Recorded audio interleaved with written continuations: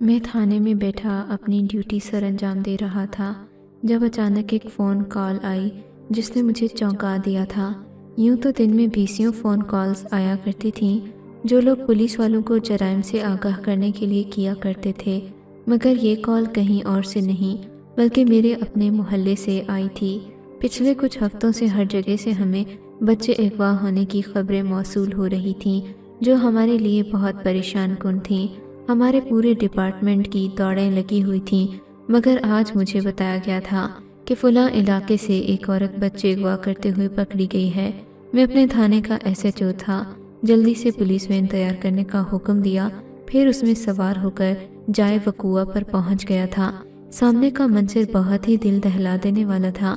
ماسی بشیرہ زخمی حالت میں لوگوں کے جھرمٹ میں پھنسی ہوئی تھی، اس کے ماتھے سے خون بھی بہہ رہا تھا۔ یہ دیکھ کر میرا کلیجہ منہ کو آ گیا۔ میں آگے کیا ہوا ہے؟ ہمارے محلے کی عورت جلدی سے آگے بڑھی تھی، اس نے اپنی 4 سالہ بیٹی میرے آگے کر دی تھی۔ وہ بولی، یہ ماسی بشیرہ زبردستی میری بیٹی کو اس بوری میں ڈال کر جانا چاہ رہی تھی۔ بچی نے چیخیں ماری تو ہم سب بہت گھبرا گئے۔ باہر نکل کر دیکھا تو ماسی بچی کو بری طرح سے جھنجھوڑ رہی تھی اور کہہ رہی تھی کہ میرے ساتھ چلو۔ میں ہکا بکا سا آگے بڑھا، ماسی بشیرہ کے ماتھے پر کپڑا رکھ دیا اور بولا، ماسی کیا یہ سب لوگ سچ کہہ رہے ہیں؟ ماسی کہنے لگی، ہاں یہ سچ کہہ رہی ہے، میں اس بچی کو اغوا کرنا چاہتی تھی مگر میری بدقسمتی کہ میں ایسا نہیں کر سکی۔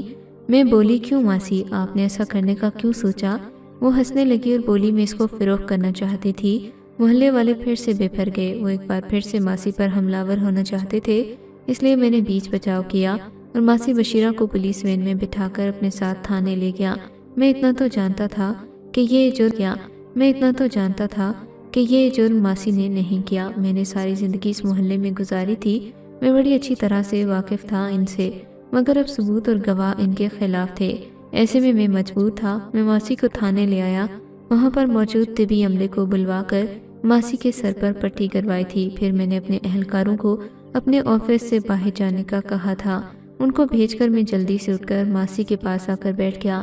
میں بولا، ماسی بصیرہ مجھے بتاؤ کیا بات ہے؟ کسی نے آپ کو اس مسئلے میں پھنسانے کی کوشش کی ہے؟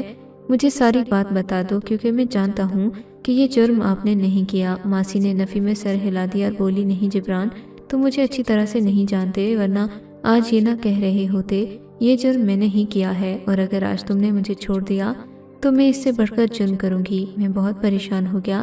ماسی بصیرہ میری ماں سی تھیں، میں ان کی گود میں پل بڑھ کر جوان ہوا تھا، کیا میں انہیں حوالات میں بند کر سکتا تھا؟ ہرگز نہیں، یہ میرے لیے ناممکن تھا، مگر میں کیا کرتا؟ ماسی نے سب کے سامنے اعتراف جرم کیا تھا۔ میں ابھی سوچ رہا تھا کہ اس مسئلے کا کوئی اور حل نکالوں، تبھی PTCL کی گھنٹی بجنے لگی۔ میں نے فون اٹھایا تو بڑے آفیسر کی جانب سے کال آئی تھی، وہ مجھے مبارکباد پیش کر رہے تھے کہ میرے تھانے نے ایک بچے اغوا کرنے والی عورت کو پکڑ لیا ہے۔ وہ مجھ پر دباؤ ڈال رہے تھے کہ میں سخت سے سخت تفتیش کر کے اس عورت سے اس کے گینگ کے باقی لوگوں کا پتہ کراؤں۔ میں اب ان سے کیا کہتا کہ یہ اصلی مجرمہ نہیں ہے؟ میں ابھی اسی سوچ میں بیٹھا تھا، ایک پولیس اہلکار اندر آیا اور بولا، صاحب جی اس عورت کو سلاخوں کے پیچھے بند کر دوں۔ میں نے اجازت دے دی تو وہ انہیں اپنے ساتھ لے گیا۔ میں نے PN کو چائے کے لیے بلایا تھا، اس نے میرے چہرے سے پریشانی بھانپ لی۔ وہ بولا، صاحب جی کیا بات ہے؟ میرا PN ایک ضعیف آدمی تھا، سمجھدار بھی بہت تھا، اکثر اس سے اپنے مسائل شیئر کر لیتا تھا۔ میں بولا، بزرگوار ایک عورت ہے جو بے قصور ہے، ایسا لگتا ہے، مگر وہ اپنے سر پر بچوں کے اغوا کا جرم لینے کو تیار ہے۔ میں انہیں تھانے میں بند نہیں کرنا چاہتا، مگر اس کے علاوہ میرے پاس اور کوئی راستہ بھی نہیں ہے۔ PN بولا، صاحب جی اکثر جو سچ ہوتا ہے وہ ہماری نظروں سے چھپا ہوتا ہے۔ اگر وہ عورت اپنے سر جرم لے رہی ہے تو پھر یا تو وہ مجبور ہے یا وہ سچ میں ملزمہ ہے۔ اپنی تحقیق مکمل کرو، دونوں صورتوں میں اس عورت کو بغیر تفتیش کے یوں ہی چھوڑ دینا مناسب نہیں ہے۔ PN کی بات سن کر میرا دماغ جیسے صاف ہو گیا تھا۔ میں بولا، ٹھیک ہے اب آپ جا سکتے ہیں۔ PN کو واپس بھیج کر میں یہ سوچنے لگا کہ اس سارے کھیل کے کوئی نہ کوئی ہدایت کار ضرور ہیں جو جان بوجھ کر ماسی کو اس گھنونے جرم میں پھنسا رہے ہیں۔ اس بات سے ہی ظاہر ہوتا تھا کہ کوئی ایسا شخص جو خود ان کو جرائم میں ملوث کر رہا ہے وہی ایسی حرکت کر رہا ہے تاکہ پولیس والوں کی اور عوام کی توجہ اس سے ہٹ جائے اور پھر وہ خود جو دل میں آئی کرے۔ یہ صورتحال الارمنگ تھی۔ رات بہت ہو چکی تھی، دن والا عملہ اپنے گھروں کو لوٹ گیا تھا، چاق و چوبند عملہ اپنی ڈیوٹی پر مامور ہو گیا۔ میں رات والے سپاہی سے کہہ چکا تھا کہ یہ عورت ماشی بصیرہ میری ماں جیسی ہے، جس قدر ہو سکے اور ضرورت کا خیال رکھنا۔ رات میں اگر تم انہیں جاگتا پاؤ تو کچھ کھانے کے متعلق پوچھ لینا، طبیعت خراب ہونے پر فوری طور پر طبی عملے کو بلا لینا۔ جبکہ سپاہی نے سر ہلا دیا اور بولا یس سر، میں اسے ہدایات دے کر ایک بار پھر ماسی کے پاس آیا۔ اس نے مجھے دیکھ لیا، اس لیے جلدی سے آنکھیں موند کر لیٹ گئی تھی۔ اس کا صاف مطلب یہ تھا کہ وہ مجھ سے بات نہیں کرنا چاہتی تھی، اس لیے میں گھر کی جانب چل دیا۔ گھر پہنچا تو گھر میں بڑی خاموشی تھی، سب سو چکے تھے۔ میں کچن میں گیا، ہاٹ پاٹ میں کھانا پڑا تھا، اٹھا کر اپنے کمرے میں لے آیا۔ امی یوں تو اس وقت میرے لیے جاگتی رہتی تھیں، مگر آج مجھے کھانا دینے کے لیے باہر نہیں آئی تھیں۔ اس کا مطلب یہ تھا کہ وہ مجھ سے ناراض تھیں۔ پچھلے کچھ مہینوں سے امی مجھ پر زور ڈال رہی تھیں کہ میں شادی کر لوں، مگر ایس ایچ او کی سیٹ مجھے بہت محنت کے بعد ملی تھی۔ اس سیٹ کی بہت ذمہ داریاں بھی تھیں جو مجھے ہر حال میں نبھانا تھیں۔ میں اتنی جلدی شادی نہیں کر سکتا تھا، مگر اب امی اس بات کو لے کر مجھ سے اپنے والدین کی اکلوتی اولاد ہوں۔ امی چاہتی تھیں کہ جلد از جلد میری شادی ہو جائے تاکہ ان کی بہو گھر آ جائے، پھر پوتے پوتیاں ہوں، گھر میں رونق لگ جائے۔ میں امی کے جذبات کو سمجھتا ہوں، مگر نہ جانے وہ مجھے سمجھنے کی کوشش کیوں نہیں کرتی۔ خیر میں کھانا کھا کر لیٹ گیا تو آج کے دن میں ہونے والے واقعے کے متعلق سوچنے لگا۔ میں اس کیس میں ذاتی طور پر انوالو تھا کیونکہ جس عورت پر الزام تھا وہ میری ماں کی جگہ تھی۔ مجھے ان سے شدید لگاؤ تھا۔ میں یہ جاننا چاہتا تھا آخر انہیں کس نے مجبور کیا ہے کہ وہ اس کام کا الزام اپنے سر پر لے لیں۔ خیر صبح ہوئی تو میں امی کے پاس جا کر بیٹھ گیا۔ ان کا موڈ ابھی تک خراب تھا۔ میں جلدی سے بولا امی، ماسی بشیرہ نے یہ کیا حرکت کر دی؟ ہم سارا محلہ ایک تھا، ایک دوسرے کے غم میں ہم سب شریک تھے، خوشیاں سب مل کر مناتے تھے، پھر ماسی بشیرہ کو بیٹھے بٹھائے کیا ہو گیا جو اس حد تک پہنچ گئی؟ امی نے جلدی سے نفی میں سر ہلایا۔ وہ کہنے لگیں کبھی بھول کر بھی مت سوچنا کہ اس سب میں بشیرہ ملوث ہے، وہ پھنسائی گئی ہے، تمہیں یاد ہے نا؟ پھنسائی گئی ہے، تمہیں یاد ہے نا؟ تمہارا سارا بچپن اس کے گھر میں گزرا ہے۔ اگر وہ ایسی عورت ہوتی تو پھر تجھے کیوں نہ اغوا کرتی؟ اس نے ریشم کی بیٹی کو ہی اغوا کرنا تھا کیا؟ وہ تو یہ معصوم سی بچی نہ کسی کے ساتھ اچھا کرتی ہے نہ برا۔ میں جلدی سے بولا امی، کیا سچ میں ریشم اتنی سیدھی سادی سی لڑکی ہے جتنا آپ کہہ رہی ہیں؟ امی کہنے لگیں محلے کے کسی بھی شخص سے گواہی لے لو، کوئی تمہیں ایسا نہیں ملے گا جو کہہ دے کہ ریشم نے کبھی ان کے ساتھ برا کیا ہو۔ وہ تو سونے جیسی بچی ہے۔ میں بولا اچھا، مجھے محلے والوں سے تفتیش کرنا ہوگی، ان سے ملنا ہوگا کہ کوئی ماسی بشیرہ سے ملنے آیا تھا کیا؟ امی نے سر ہلا دیا تو میں گھر سے باہر نکل آیا۔ میں جیسے ہی باہر نکلا گلی محلے میں چند لوگ میری جانب آ گئے۔ وہ کہنے لگے ہاں پوچھو ماسی بشیرہ سے کہ اس نے یہ گھناؤنا جرم کیوں کیا ہے۔ میں بولا اصل مسئلہ یہ ہے کہ ماسی بشیرہ نے بہت جلدی اپنا جرم قبول کر لیا ہے، حالانکہ ایسے کیسز میں ایسا ہوتا نہیں، لوگ نہیں مانتے اپنے جرم کو خود پر سو پردے ڈالتے ہیں۔ اس چیز نے مجھے ہوشیار کر دیا ہے، معاملہ اتنا سیدھا نہیں ہے جتنا ہم لوگوں کو لگتا ہے۔ آپ لوگ بھی چوکنے ہو جاؤ، مجھے شک ہے ہمارے محلے میں کوئی اور اغوا کار بھی گھات لگائے بیٹھا ہے۔ میری بات سن کر ادھر ادھر کے لوگ بھی میری جانب متوجہ ہو چکے تھے۔ اب ہمارے علاقے میں خوف و ہراس پھیل چکا تھا۔ میں یہ کرنا چاہتا تھا کیونکہ پولیس کا کام ہوتا ہے جس قدر وہ لوگوں کو خوف سے نجات دے۔ خیر میں مجبور تھا کیونکہ میں نہیں چاہتا تھا کہ ہمارے علاقے سے کوئی بچہ اغوا ہو۔ پھر میں نے باری باری بہت سے لوگوں سے پوچھا کیا آپ میں سے کسی نے دیکھا ہے کہ ماسی بشیرہ سے کوئی ملنے آیا ہو یا پھر ماسی بشیرہ کسی سے ملنے جاتی ہو؟ کسی نے بھی اس بات کی تصدیق نہیں کی تھی۔ سبھی نے بتایا کہ ماسی بشیرہ اپنے گھر میں ہی رہتی تھی۔ شاید اس کے دل میں لالچ آ گیا تھا کہ ویسے بھی پورے ملک میں بچے اغوا کرنے کا بازار گرم ہے، تو کیوں نہ اس بہتی گنگا میں بھی ہاتھ دھو کر چند پیسے بنا لوں۔ میں سوچنے لگا کہ اگر یہی بات ہے تو ماسی بشیرہ نے اس عمر میں پیسے بنا کر کیا کرنا ہے جب انہوں نے اپنی ساری زندگی بڑی شرم و حیا میں گزار دی تھی۔ اب اچانک سے انہیں یہ خیال کیسے آ گیا کہ مجھے پیسے بنانا چاہیے، مجھے ان لوگوں کے بچوں کو اغوا کرنا چاہیے۔ خیر مجھے محلے سے تو کوئی خاص ہنٹ نہیں ملا، اس لیے میں واپس تھانے آ گیا۔ میں نے پولیس اہلکاروں سے ماسی کے متعلق استفسار کیا تھا۔ وہ کہنے لگے کہ ماسی ساری رات جاگتی رہتی ہے اور عبادت میں مشغول رہتی ہے۔ میں نے سوچا خود کا تو ماسی بشیرہ کا حال احوال معلوم کر کے آتا ہوں۔ میں ماسی کے پاس گیا تو وہ بیٹھی تسبیح پڑھ رہی تھی۔ میں بولی ماسی آپ نے سوچا تھا کہ ریشم کی بیٹی کو اغوا کر کے پیسے بناؤں گی؟ ماسی نے نفی میں سر ہلا دیا تھا۔ وہ کہنے لگی میں نے یہ نہیں سوچا تھا کہ ریشم کی بیٹی کو اغوا کرنا ہے، میں نے تو یہ سوچا تھا جس کسی کا بھی بچہ ہاتھ لگ گیا اسے بوری میں ڈال کر ساتھ لے جانا ہے اور آگے جا کر فروخت کر دینا ہے۔ میں بولا اچھا، बोरी में डालकर आप बच्चा कहाँ लेकर जाना चाहती थीं? मासी बोली, बेचने वाली के लिए ले जाती। मैं बोला, कहाँ? मासी, आप बच्चे को कहाँ बेचने के लिए लेकर जाती? मासी के चेहरे पर एक खौफनाक साया लहरा गया। वो हकलाने लगी। उनका झूठ पकड़ा गया, क्योंकि मासी किसी ऐसे ठिकाने को नहीं जानती थी जहाँ बच्चे फरोख्त किए जाते। मैं बोला, मासी, जो पूछ रहा हूँ उसका जवाब देना। इस बच्चे को कहाँ बेचने जाती? मासी बोली, जब बंदा बाजार कुछ बेचने के लिए लेकर जाता है तो बहुत से ग्राहक भी मिल जाते हैं। मैं बोला, मासी, आप अपने साथ इतना जुल्म न करो। मैं जानता हूँ अपनी सारी जिंदगी लगाकर नेकनामी कमाई है। इस नेकनामी को मिट्टी में मत मिलाओ। अपने ऊपर से इस इल्ज़ाम को उतार फेंकने और इज्जत से मोहल्ले में वापस आ जाएं। मुझे 100% यकीन है आप पर से ये इल्ज़ाम उतर जाएंगे तो सब आकर आपसे माफ़ी मांगेंगे। मासी, अगर ठिकाने को मसला है, अगर तन्हा रहने को दिल नहीं चाहता तो आप मेरे घर आ जाएं। मैं अपनी माँ की जगह पर आपको रखूँगा। मासी बशीरा के माथे पर बल पड़ गए। वो कहने लगी, तुम्हारा बड़ा अफसर थाने नहीं आता क्या? मैं बोला, आता है। क्यों, आपने उससे क्या कहना है? मासी बोली, उससे तेरी शिकायत करनी है। जिब्रान, तुम्हारे अफसर को बताना है कि ये मुझे अपने जुर्म से फिर जाने का दर्ज देता है। अगर मैं इसकी बातों में आकर अपने जुर्म से फिर गई और इस सज़ा से बच गई तो हो सकता है कि मैं थाने से निकल जाने के बाद इससे बढ़कर जराइम करूं। हो सकता है मैं लोगों को मज़ीद नुकसान पहुंचाने की कोशिश करूं। मैं मासी के चेहरे पर बेजारी देख सकता था। इसका मतलब यही था वो मुझसे बात नहीं करना चाहती थी। मैं उन्हें मजबूर करता हूँ। खैर, मैं उठकर वहाँ से चला गया। मैंने सिपाही को बुलाया और पूछा, मुझे मासी बशीरा के बारे में बताओ। उसके दिन रात कैसे गुजर रहे हैं? सारा दिन क्या मसरूफियत रहती है? सिपाही बोला, सारा दिन ये मासी नमाज और कुरान पढ़ती है। इसकी रात भी इसी हालत में गुजर जाती है, मगर जब तहज्जुद का वक्त आता है तो फूट फूट कर रोने लगती है और अल्लाह से दुआ करती है कि मेरे खुदा मुझे माफ़ कर दे, मैं तेरे के तौर पर तू मुझे गुमराह न कर देना। मैं सिपाही से बोला कि जब मुजरिम इस किस्म की बातें करे तो इसका क्या मतलब होता है? वो बोला कि ये मासी हमसे कुछ छुपा रही है, हकीकत कुछ और ही है, मगर इस पर पर्दा डाल रही है। मैं अपने सिपाही से बोला कि मैं बहुत परेशान हूँ, ये क्या कर रही है? सच पूछ पूछ कर थक चुका हूँ, मगर मुझे कुछ बताने के लिए तैयार नहीं है। तुम मुझे बताओ क्या किया जाए? बल्कि तुम ऐसा करो कि मासी से अपने तौर पर सच मालूम करने की कोशिश करो। सिपाही बोला कि ठीक है, मैं ऐसा ही करूँगा।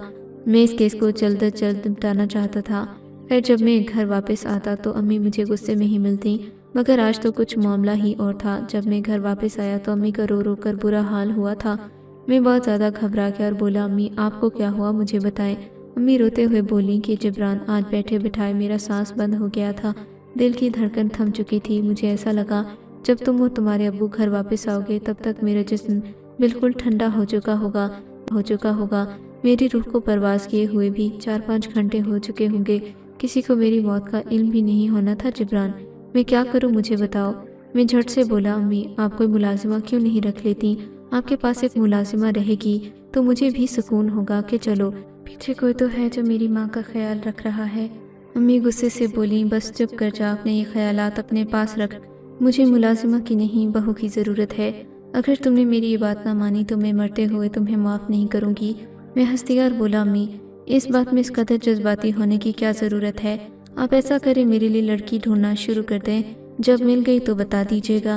अम्मी एकदम से हशाश बशाश हो गई। इन्होंने मुझे झट से 4-5 लड़कियों के नाम गिनवा दिए जिन्हें वो नज़र में रखकर बैठी थीं। मैं बोला, अम्मी मुझे इन मामलात में नहीं पड़ना। आपको इन चारों लड़कियों में से मेरे लिए सबसे ज़्यादा जो पसंद है उसके लिए मेरा रिश्ता मांग लें। हो जाती है तो ठीक है, हम शादी की तैयारियां शुरू कर देंगे। मेरी बात सुनकर अम्मी जल्दी से उठकर खड़ी हो गईं। इन्होंने जज्बात में मेरा माथा चूम डाला।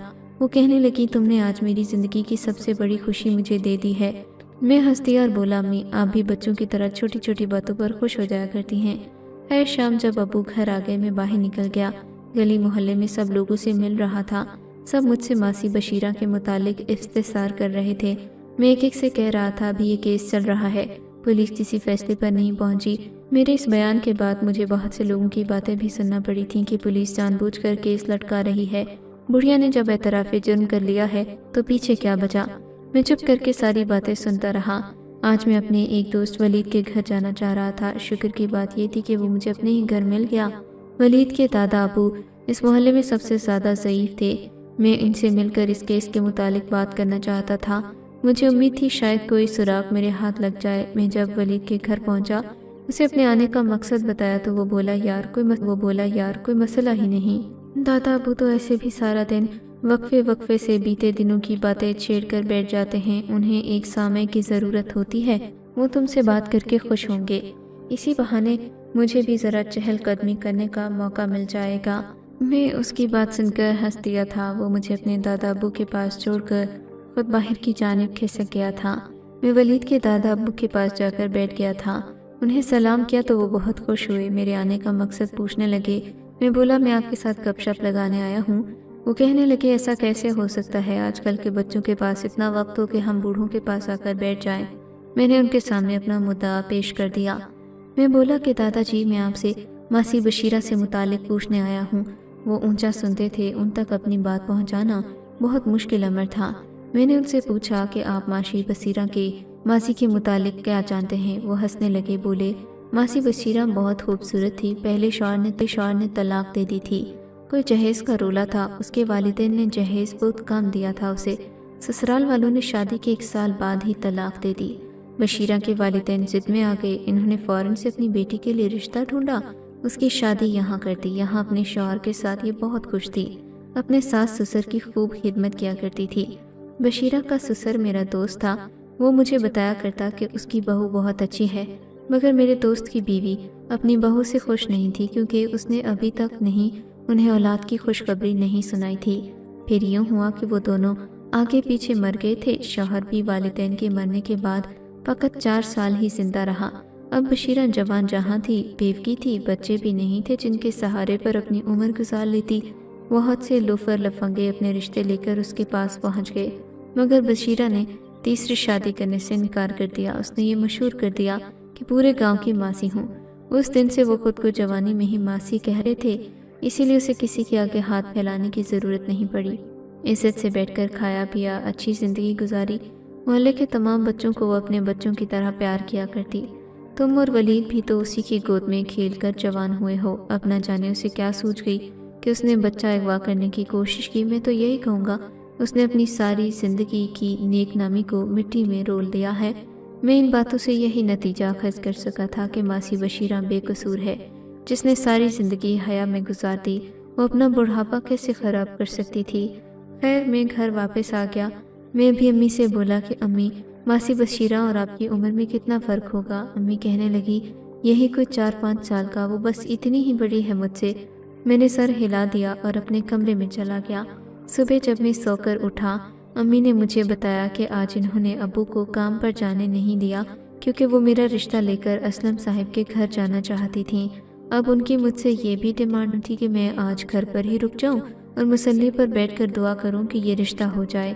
میں ہنس دیا اور بولا امی اگر یہ رشتہ میرے حق میں اچھا ہوا تو ہو جائے گا، میں اپنے کیس کی وجہ سے بہت الجھا ہوا ہوں، آپ دعا کریں میرا کیس جلد از جلد نمٹ جائے تاکہ میرے پاس بڑے افسروں کو جواب دینے کے لیے کچھ ہو۔ میں روز روز کی فون کالز سے تنگ آ گیا ہوں، وہ مجھ سے پوچھتے ہیں کہ کیا میں انہیں ہر بار ٹال دیتا ہوں۔ امی نے میرے سر پر ہاتھ رکھا اور بولی فکر نہ کرو، اللہ سب خیر کرے گا۔ پھر میں اپنے کام پر آ گیا۔ مجھے میرے سپاہی نے بتایا کہ کل رات ماسی سے ایک لڑکی ملنے آئی تھی۔ میں بہت حیران ہوا، ماسی سے ملنے کون آ سکتا ہے؟ میں بولا ماسی خوشی خوشی اس لڑکی سے ملی تھی کیا؟ سپاہی بولا نہیں۔ ماسی نے جب اس لڑکی کو دیکھا تو وہ بہت غصے میں آ گئی تھی۔ اس نے لڑکی کو دھکے دیا اور کہا یہاں سے چلی جاؤ، میں تم سے ملنا نہیں چاہتی، یہ نہ ہو تم بھی پھنس جاؤ۔ میں بڑا حیران ہوا، میں جلدی سے آگے بڑھا اور بولا ماسی سے استفسار کرو کہ آخر آپ سے ملنے کون آیا تھا؟ میں نے ماسی سے پوچھا بتاؤ کون آیا تھا؟ ماسی مجھے دیکھ کر گھبرا گئی تھی، کہنے لگی کوئی نہیں آیا مجھ سے ملنے، وہ بچی کوئی راہ بھٹک گئی تھی، مجھے نہیں علم وہ کون تھی۔ میں بولا ماسی دیکھو میں تمہارا بیٹا ہوں، میں کسی بے جرم کو اس کیس میں پھنسنے نہیں دوں گا، مجھے بتاؤ وہ کون ہے جس نے آپ کو یہ سب کرنے پر مجبور کیا تھا؟ ماسی بشیرہ منہ موڑ کر لیٹ گئی، وہ کہنے لگی مجھے کسی سے بات نہیں کرنی۔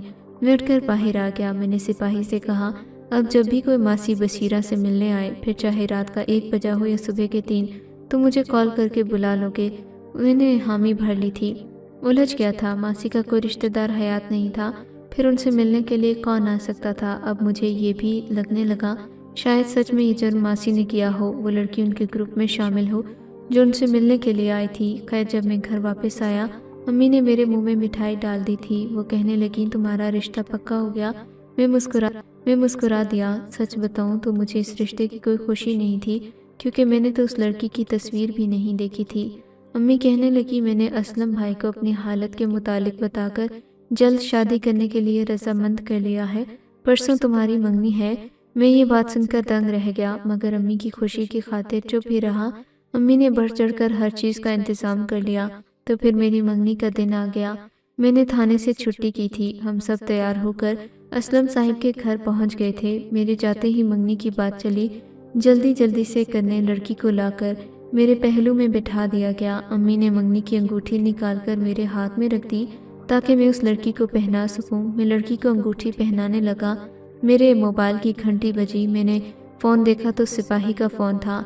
मैंने जल्दी से उसकी कॉल उठा ली। वो बोला आप जल्दी से थाने पहुँचें, मासी से लड़की मिलने आई है। मैं जल्दी से उठकर खड़ा हो गया। मैंने कहा माजरत, मेरा जाना बहुत ज़रूरी है, क्योंकि थाने में इमरजेंसी हो गई है। अम्मी मुझ पर बहुत गुस्सा हुई, मगर मैं रस्सियाँ तुड़वा कर भाग गया। थाने पहुंचा तो एक कमज़ोर सी लड़की मेरे सामने खड़ी थी। वो डरी सहमी सी हुई थी। मैं अपने ऑफिस में उसे ले आया। मैं बोला तुम मुझे बताओ मासी की क्या लगती हो। वो लड़की बहुत खौफजदा थी। कहने लगी मैं मासी की बेटी हूँ। मैंने कहा झूठ मत बोलो, उनकी तो कोई औलाद ही नहीं।